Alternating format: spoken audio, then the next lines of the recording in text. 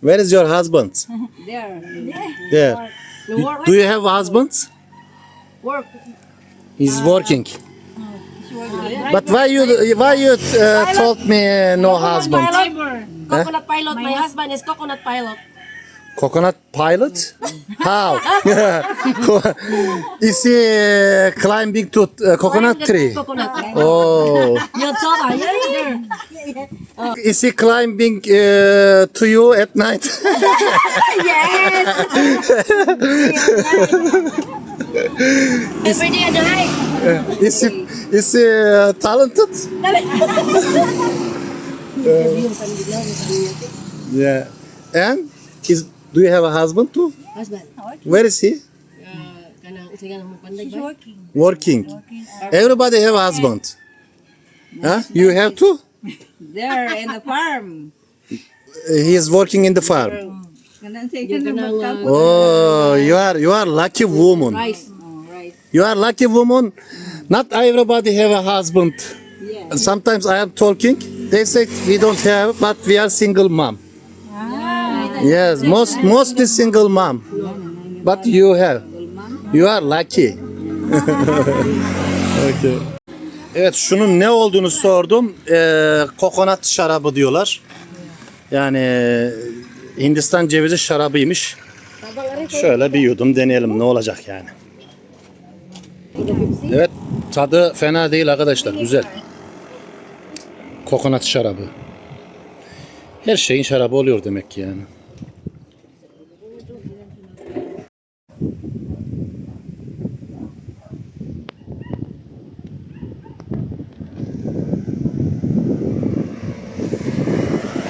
Evet, bu yeni motosikletim arkadaşlar. Bohol'de bunu kiraladım.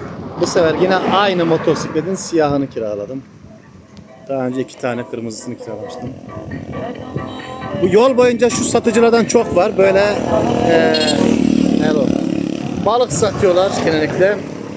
Anons yapıyorlar. Aynı bizim Türkiye'deki gibi. Hani patates diye bağırırlar ya. Aynı sistem burada var. Evet, biraz sonra bu çikolata tepelerini yukarıdan göreceğim. Yaklaşık 1,5 saat motosiklet kullandım buraya gelmek için. Hadi bakalım gidelim. Chocolate Hills, Bohol. Çikolata tepeleri. Life is not like a box of chocolate.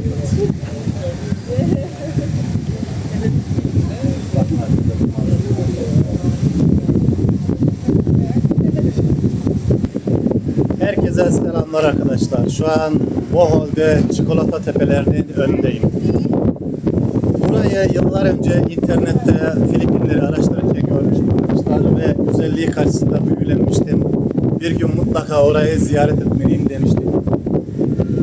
Hep bir takım nedenlerle erteledim ama şükürler olsun Allah'a bugün burayı görmek nasip oldu. Çikolata tepeleri yani Çikolata Hills Filipinlerin 3. en ünlü turistik destinasyonu sayılıyormuş. Ve UNESCO'ya aday bir yer. Arkadaşlar buraya gelmek için neredeyse 1,5 saat boyunca motosiklet kullandım. Ama geldiğime değdi. Aynı zamanda sadece burası değil, yol boyunca harika manzaralarla ve harika insanlarla tanıştım. Onlarla sohbet ettim. Meyve satıcıların önünde durup bir şeyler alıp yedim. Filipinler'de seyahat etmek gerçekten keyifli arkadaşlar. Birazdan şu arkamda görmüş olduğunuz tepeye tırmanacağım ve size burası hakkında detaylı bilgi vereceğim. Ve burayla ilgili bazı efsaneler var. Onlardan bahsedeceğim arkadaşlar. Burada 214 basamak olduğu söyleniyor. Yukarı çıktığımızda çikolata tepelerini yukarıdan izleme şansı elde edeceğiz. Hadi bakalım yavaş yavaş çıkalım. Yukarıda görüşmek üzere. Hoşçakalın. Evet, şimdi yukarıdaki komplekse çıktım. Biraz burası hakkında size bilgi vereyim. Çikolata tepeleri birer jeolojik oluşum arkadaşlar. Sayıları da 1260'tan az olmamak üzere 1776 civarında olduğu söyleniyor. Kuru sezonda rengi böyle kahverengi olduğu için çikolata damlacıklarını andırdığı için buraya Çikolata Tepeleri deniyor. Şu anda benim içinde bulunduğum yağmur sezonu ise daha böyle yeşil bir renk alıyor. Ama şu anda da ben bakıyorum çok da yeşil değil. Yani yine böyle hafif kahverengisi. Bunun yanında arkadaşlar biraz burası hakkında bazı efsaneler var. Onlardan bahsedeyim. Efsaneye göre Arogo ve Aloya diye iki tane dev varmış. Arogo Aloya'ya aşık oluyor. Tabi Aloya ölümlü birisi olduğu için ölüyor. Öldükten sonra Arogo buna çok üzülüyor ve ağlıyor. Ağladığı için de o devin gözyaşları işte bu arkamda görmüş olduğunuz tepecikleri oluşturuyor. Daha sonra bu üzüntüye dayanamadığı için kendisi de ölüyor.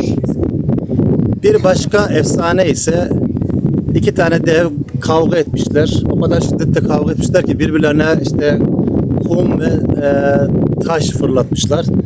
Daha sonra yorgun düşmüşler, barışmışlar ve o birbirlerine fırlattıkları kumları, kayaları terk edip gitmişler. Onlar da bu arkamda görmüş olduğunuz tepecikleri oluşturmuş.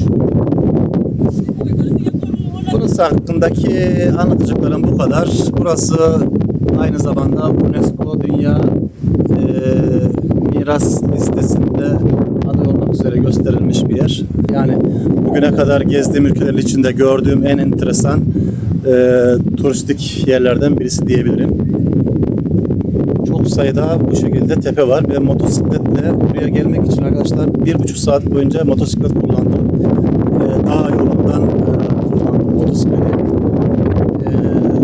Tabiri yerindeyse dağları, tepeleri aşıp geldim buraya.